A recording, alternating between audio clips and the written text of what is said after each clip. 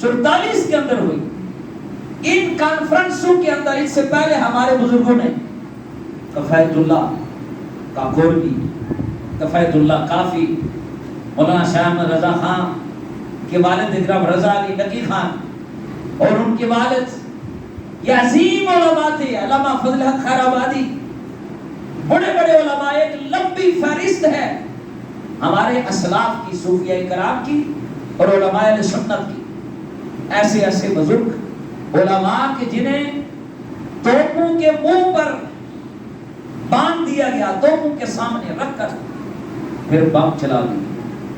انہوں نے توپوں کے سامنے کھڑے ہونا، اپنی قربانیاں دینا قبول کر لی، لیکن انگریز کو قبول نہیں کیا. بریلی شریف کے اندر جب امام شاہ مرزا خان علیہ رحمہ کے والد گرامی فتویٰ دینے لگے، انہوں نے فتاوی جات جاری کیے اور انگریزوں کے خلاف جہاد کے لیے اپنے گھوڑے بھیجے، گھوڑے بھیجتے تھے اور فتوے دیے کہ ان کے خلاف جہاد کیا جائے. مسلمانوں کے اندر یہ بات ڈالی گئی کہ یہاں پر انگریز یہ پردہ ڈال رہا تھا کہ یہاں پر ایک ہی قوم آباد ہے، ہندو آباد ہیں، یہاں پر جتنے لوگ ہیں یہ سب مل کر ایک قوم ہیں. بعد ایسے عناصر بھی تھے جنہوں نے یہ بھی کہنا شروع کر دیا تھا اور ان کو شمس العلماء کے خطابات انگریز دے رہے تھے، جو یہ کہتے تھے کہ ملت از وطن است، ہم وطن ہیں، ہم ساری ایک قوم ہیں. پھر علامہ اقبال نے ان کو جھنجھوڑ کر کہا کہ تمہیں سمجھ نہیں آئی کہ ملت از وطن است کہتے ہو؟ وطن از ملت است، وطن ملت سے ہوتا ہے. اگر وطن سے ملت ہوتی تو مصطفیٰ مکہ کو چھوڑ کر مدینہ میں نہ جاتے.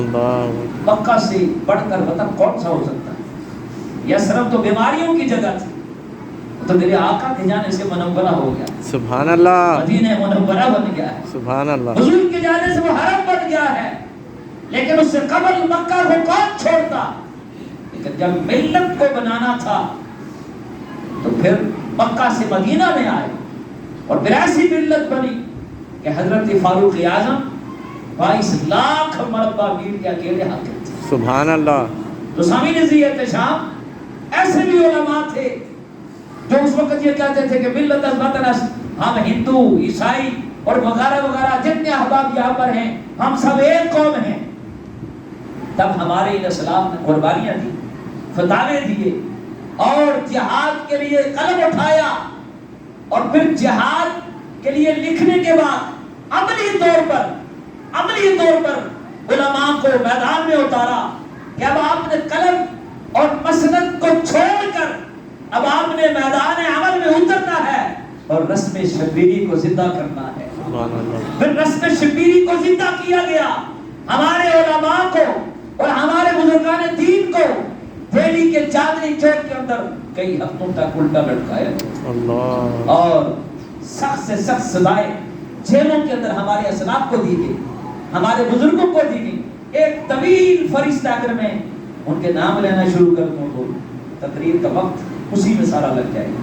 اتنی کثیر تعداد ہے اور میری خواہش ہے کبھی میں ان بزرگوں کا نام، ان کی فہرست آپ احباب کے سامنے رکھوں کہ تاکہ نئی نسل کو پتہ چلے کہ ہمارے اسلاف نے کتنی قربانیاں دی.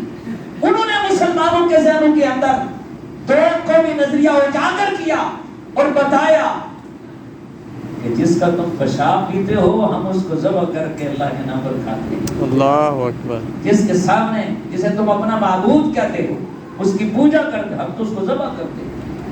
ہم تو خدا واحد کے آگے جھکنے والے ہیں، ہم ایک رب کو ماننے والے ہیں. توحید اور رسالت راسخ کی مسلمانوں کے اندر. تو علماء اس لیے مخالفین بھی یہ بات لکھتے تھے، انہوں نے لکھ ڈالی. انہوں نے کہا پاکستان تو مولویوں اور پیروں کی وجہ سے مارد وجود میں آیا. یہ انہوں نے لکھ ڈالا، مخالفین نے لکھا، جو کہ ان علماء نے جب محنت کی. سلام ہے قائد اعظم محمد علی جناح کی عظمت کو اور ڈاکٹر علامہ محمد اقبال مفکر اسلام علیہ رحمہ کو کہ جنہوں نے مسلمان نوجوانوں کے اندر، مسلمان قوم کے اندر اس نظریے کو راسخ کیا اور مسلمان ائمہ کرام، علماء کرام، مشائخ اعظام نے اس کے لیے انتھک محنت کی، پھر جا کر 1947 میں پاکستان بارز وجود میں آیا، اور پھر اس کے لیے جن مسلمانوں کو وہ مقصد سمجھ میں آ گیا، ان بزرگوں کی مسلسل کانفرنسز کی وجہ سے سمجھ میں آیا، ووٹ کو سمجھ گئے کہ یہ ووٹ امانت ہے، اس کو ضائع نہیں کرنا ہے، اس کو ضائع نہیں کرنا، آگے بھی سمجھ جائیں انشاءاللہ آگے بھی سمجھ جائیں، اس ووٹ کو ضائع مت کریں۔ اس پاکستان کو ہم نے کیا نعرہ تھا اس وقت کے مسلمانوں کا؟ لے کے رہیں گے پاکستان، بن کے رہے گا پاکستان۔ پاکستان کا مطلب کیا؟ لا الہ الا اللہ محمد، یہ نعرہ تھا۔ اور اب اس نعرے میں یہ بھی ایڈ ہے، دستور ریاست کیا ہوگا؟ بولی ذرا اونچی آواز سے، دستور ریاست کیا ہوگا؟ محمد رسول اللہ۔ آگے بھی اس امانت کو زندہ رکھیں، جو کہ قبر میں اتر کر کوئی پارٹی کام نہیں آئے گی، بے وہاں شک، ہمیں کلام کام آئے گا۔ سبحان اللہ، اللہ اکبر۔ وہاں پر وہ مسلمان آپ کے گریبان میں ہاتھ ڈالیں گے اور پوچھیں گے ہم نے ان ہلڑ بازیوں کے لیے پاکستان دیا تھا، ہم نے ان بے حیائیوں کے لیے پاکستان دیا تھا، ہم نے ان خرافات کے لیے پاکستان دیا تھا، تم نے پاکستان میں آ کر کیا محنت کی ہے؟ آج مجھ سے ہم سب جب بیٹھتے ہیں چوکوں میں، چوراہوں میں بیٹھ کر بباسی کرتے ہیں، فلاں ادارہ یہ کر گیا، فلاں ادارہ یہ کر گیا، اس پر بحث تو ہوتی ہے۔ کیا ہم نے کبھی گریبان میں جھانک کر دیکھا ہم نے سارا سال پاکستان کے لیے کیا کیا؟ ہم اپنے گھر صاف نہیں کرتے، پاکستان کی گلیاں کس نے صاف کرتی؟ اللہ، ہم کہتے ہیں جو چوڑے آتے ہیں بس وہی صاف کریں گے، یہ ہماری بھی ذمہ داری ہے۔ اگر ہم صاف نہیں کر سکتے کم از کم گلیوں میں گندگی تو نہ ڈالیں، یہ ہماری ذمہ داری۔ یہ کتنی میں فجر کی نماز پڑھ کے نکلتا ہوں، کتنی لائٹیں ایسی ہیں جو جل رہی ہوتی ہیں، کسی کو توفیق نہیں ہوتی کہ آگے بڑھ کر کوئی گلی کی لائٹ ہی بند کر، اس کی کیا توفیق ہونی ہے؟ پورا پاکستان موٹر سائیکل چلا رہا ہوتا ہے، آدھا دن گزر جاتا ان کی لائٹ ہی جل رہی ہوتی ہے، پتہ نہیں ہوتا کہ یہ جو پیٹرول ہم ضائع کر رہے ہیں، موٹر سائیکل چل رہی ہے، لائٹیں جل رہی ہیں، ہمیں یہ بھی ہوش نہیں ہے۔ اگرچہ ہماری بات حکمرانوں نے مار دی ہے، مہنگائی کر کر کے غریب بیچارہ پریشان ہے، وہ خیالوں میں ہی رہتے ہیں بھائی روٹی کیسے کمائیں گے، وہ لائٹ کی بھی خیال نہیں رہتی ہماری، یہ لائٹ بھی جل رہی ہے۔ تو ہمیں اپنے حصے کا کام پاکستان کے لیے کرنا ہوگا، اور اپنے ووٹ کی قیمت کو سمجھنا ہوگا، ان لوگوں کا ساتھ دے جو حقیقی معنوں میں جس مقصد کے لیے ہم نے پاکستان کو حاصل کیا، اور انشاءاللہ اس پاکستان میں وہ نظام مصطفیٰ آئے گا انشاءاللہ، اور ہم نے وہ لانا ہے۔ انشاءاللہ۔ نوجوان قوموں کی کا اثاثہ ہوا کرتے، مجھے افسوس ہوتا ہے کہ آج ہمارا نوجوان موٹر سائیکلوں میں جب نکلتے ہیں طوطے بجاتے ہیں، اور کئی مائیں بہنیں بیٹیاں باہر نکلتی ہیں، بے حیائی اور عریانی کا ایک بازار گرم ہوتا ہے۔ ان نوجوانوں نے تو اس قوم کو زندہ رکھنا ہے، ان نوجوانوں نے تو ان قربانیوں کو زندہ رکھنا ہے، ان نوجوانوں نے تو اس مقصد کو زندہ رکھنا ہے اور اس مقصد کو آگے لے کر چلنا ہے۔ لیکن جب ہم ان ہلڑ بازیوں میں گم ہو جائیں گے تو مقصد کی طرف تو دھیان ہی نہیں، کسی کو پتہ ہی نہیں ہے۔ پوری ٹرینوں کو چلا دیا گیا اور ٹرینوں کے اندر مسلمان جگ گئے، ماؤں بہنوں بیٹیوں کی عزت لوٹی گئی۔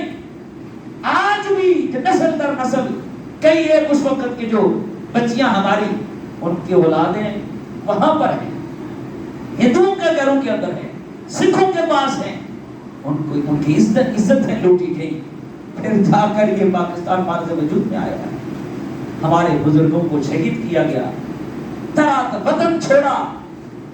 آج آپ دو بھائیوں کو کہیں جناب یہ گھر کا بٹوارا ہو رہا ہے تو تھوڑا سا حصہ اپنے بھائی کو دے دے، وہ دینے کے لیے تیار نہیں ہو، وہ تو 100 دلیلیں لگائے گا، جی قرآن یہ کہتا ہے، حدیث یہ کہتی ہے، فلاں یہ کہتا ہے، وہ یہ دلائل کرے گا۔ سلام ہے ان بزرگوں کو جنہوں نے اپنی پوری جائیدادیں چھوڑ کر لا الہ الا اللہ کی خاطر اس وطن کو حاصل کیا۔ آج ہم اس کے لیے کیا کر رہے ہیں؟ کاش کہ ہمیں اپنی مقصد کو یاد کرنے کی اللہ توفیق دے آمین۔ اور اس کے لیے محنت کی توفیق عطا فرمائے۔ آمین، انشاءاللہ۔ اللہ تعالیٰ مجھے اور آپ کو عمل کی توفیق عطا فرمائے۔ آمین۔ وآخر دعوانا الحمدللہ۔